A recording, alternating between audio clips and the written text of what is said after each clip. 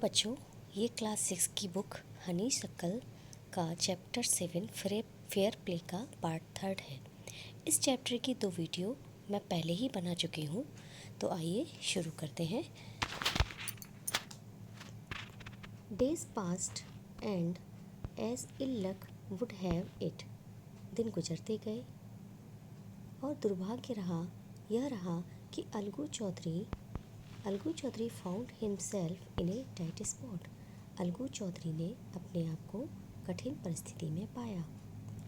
One of his pair of bullocks dead, उसका जो बैलों का जोड़ा था उनमें से एक मर गया। And he sold the other to Samjhu Sahu, और दूसरा उसने समझू साहू को बेच दिया। उसके पास एक बैल का जोड़ा था, उसमें से एक बैल मर गया और दूसरा उसने समझू साहू को बेच दिया। एक cart driver of the village, जो विलेज का यानी गांव का बैलगाड़ी चलाने वाला था।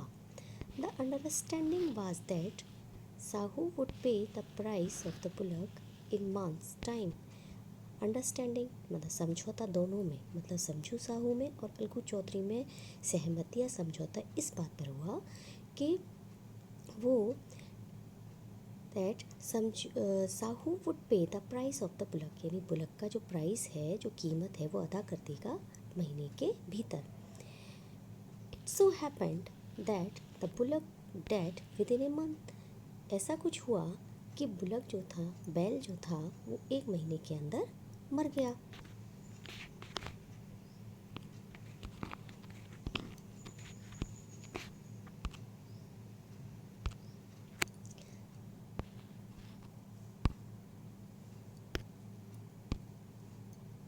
Several months after the bullocks death, bullock यानी बैल की कई महीनों बाद, अलगू रिमाइंडेड साहू, अलगू ने साहू को याद कराया of the money he hadn't paid yet, जो अभी तक उसने दी नहीं थी, यानी जो कीमत उसने अभी तक पे नहीं की थी, अदा नहीं करी थी, वो उसके बारे में अलगू ने साहू को याद दिलाया।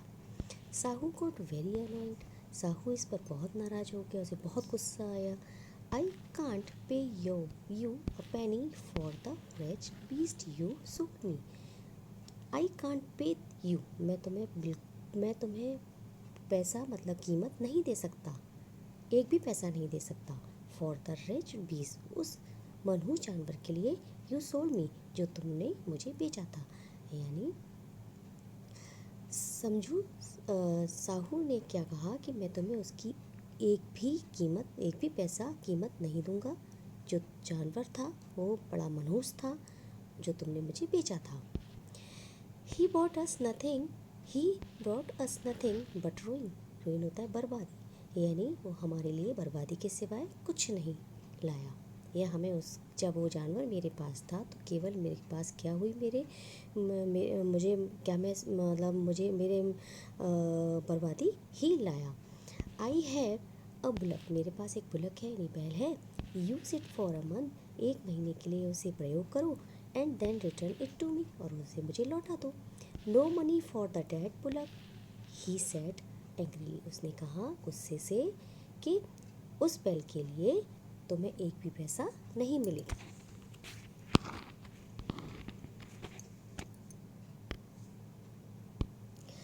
Algu decided to refer the case to the panchayat, Algu ने ये फैसला किया कि वो अपना केस पंचायत में, जो अपना मामला था वो पंचायत में ले जाएगा। For the second time in a few month, कुछ ही महीनों में दूसरी बार, यानी पहली जो preparations for holding the panchayat were made, यानी पंचायत को लगाने की तैयारियां शुरू हो गई। पंचायत को जो लगाने की तैयारियां थी वो शुरू हो गई। मतलब पहले जो इसमें बोला है कि फॉर अ सेकेंड टाइम, यानी पहली जो पंचायत लगाई गई थी वो किसके लिए लगाई गई थी? वो लगाई गई थी अलगू के लिए और जुम्मन शेख के लिए, जब उनका केस पंचायत में आया था। और दूसरा टाइम ये है कि समझू साहू के लिए और अलगू चौधरी के लिए ये पंचायत लगाई जा रही थी। And both of the parties started, meeting people, और दोनों पार्टियों ने स्टार्ट कर दिया, शुरू कर दिया मिलना। देयर सपोर्ट, अपना सपोर्ट पाने के लिए, यानी उनकी सपोर्ट लेने के लिए, अपना सपोर्ट लेने के लिए दोनों पार्टियों ने लोगों से मिलना शुरू कर दिया।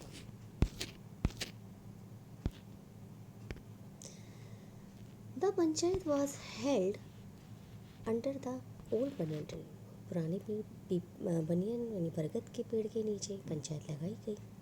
Algu stood up and said, Algu खड़ा हुआ, उसने कहा, the voice of the panch is the voice of God, यानी जो पंच की आवाज़ है वही भगवान की आवाज़ है।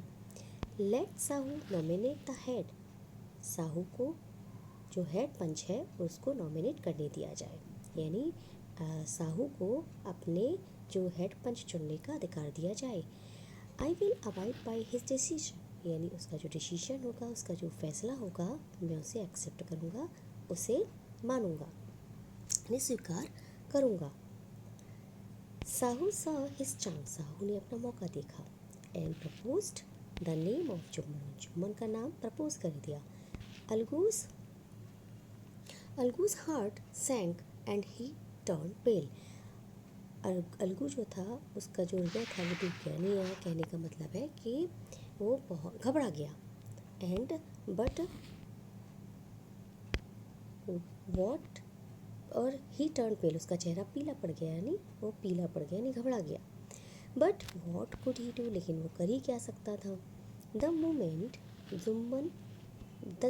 जुम्मन बिकेम हेड पंच, जिस क्षण जुम्मन जो था वो हेड पंच नॉमिनेट किया गया, प्रस्तावित किया गया, ही रियलाइज रिस्पॉन्सिबिलिटी, उसने अपनी रिस्पॉन्सिबिलिटी को महसूस किया एज ए जज के रूप में, and the dignity of his office, और अपनी डिग्निटी यानी मर्यादा जो थी उसके ऑफिस की, यानी उसके काम की मर्यादा को उसने महसूस किया। Could he seated in that high place have his revenge now, क्या इस ऊंची सीट का मतलब है इस सम्माननीय जो सीट मुझे मिली है जज की, उस सीट पर बैठकर क्या अपना बदला लिया जा सकता है। ही थॉट, उसने सोचा और सोचा। नो ही मस्ट नॉट, नहीं, he must not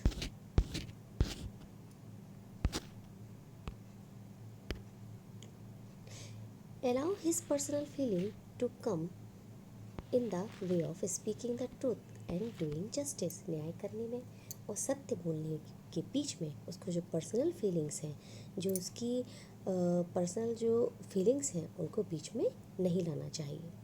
both Algu and Sahu stated their cases, Algu ने और समझू ने अपनी जो केस था उसका मामला था, उनका मामला था, वो कहना शुरू किया। दे वर क्रॉस एग्जामिन्ड, उनसे क्वेश्चन पूछे गए। And the case was consider deeply, और जो केस था उनका उसको ध्यान से परखा गया। देन जुम्मन स्टूड अप, और जुम्मन खड़ा हुआ एंड अनाउंस्ड, उसने अनाउंस किया यानी घोषणा कर दी।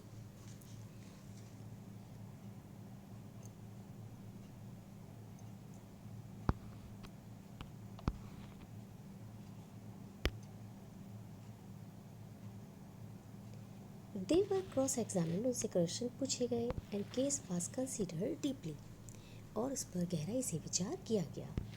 Then Jumman stood up, Jumman खड़ा हुआ एंड अनाउंस, ने घोषणा कर दी।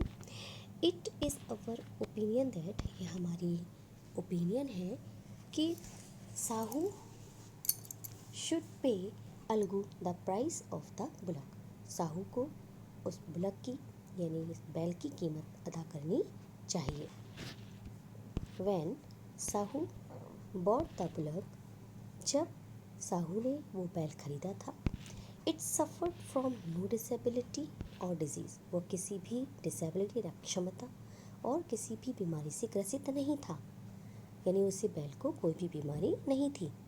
Death of the bullock was unfortunate but Algu can not be blame for it, जो डेथ है वो जो डेथ उसकी हुई थी बुलक की, वो अनफॉर्चुनेट थी, यानी वो अनफॉर्चुनेट थी, और but Algu can not blame for it, और अलगू को इसके लिए ब्लेम नहीं किया जा सकता। Algu could not contain his feeling. Algu अपनी फीलिंग्स को, अपनी भावनाओं को काबू में नहीं रख सका। एंड ही स्टूड अप, और खड़ा हुआ, and said loudly over and over again, और तो बार बार ही उसने कहने लगा, और वो कहने लगा, victory to the panchayat, panchayat की विजय हुई। दिस दिस इज़ जस्टिस, ये न्याय है। God lives in the voice of the panch, यानी जो भगवान है वो वॉइस यानी आवाज़ में, यानी पंच की आवाज़ में रहते हैं। सून आफ्टर, शीघ्र ही, जुम्मन केम टू अलगू, जुम्मन अलगू के पास आया, एम्ब्रेस्ड हिम एंड सेड, उसे गले लगाया और कहा, सिंस द लास्ट पंचायत, पिछली पंचायत से, I had became your enemy, मैं तुम्हारा शत्रु हो गया था। टुडे, आज, आई रियलाइज्ड, मुझे महसूस हुआ कि what it mean to be, कि इसका क्या मतलब है, यानी पंच होने का क्या मतलब है।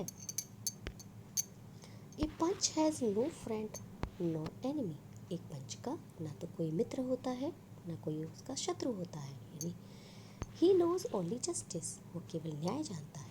Let no one deviate from the path of justice and truth for friendship और एनिमिटी, हमें यानी शत्रुता के लिए और मित्रता के लिए हमें कभी डेविएट यानी अपने पथ से, यानी अपने जो पथ है, अपने काम का जो भी है पथ, उससे हमें विमुख नहीं होना चाहिए, उसे भटकना नहीं चाहिए। किसके लिए? न्याय, ट्रुथ फॉर फ्रेंडशिप, न्याय और जस्टिस यानी न्याय के लिए और सच्चाई के लिए हमें अपनी दोस्ती दुश्मन के कारण अपने पथ से भटकना नहीं चाहिए। Algu embraced his friend and wept, Algu अपने जो फ्रेंड था उसका अलगू का फ्रेंड कौन था? जुम्मन, है ना। तो अलगू था, एम्ब्रेस्ड हिज फ्रेंड, उसने फ्रेंड को गले लगाया और वेप्ट, और रोने लगा।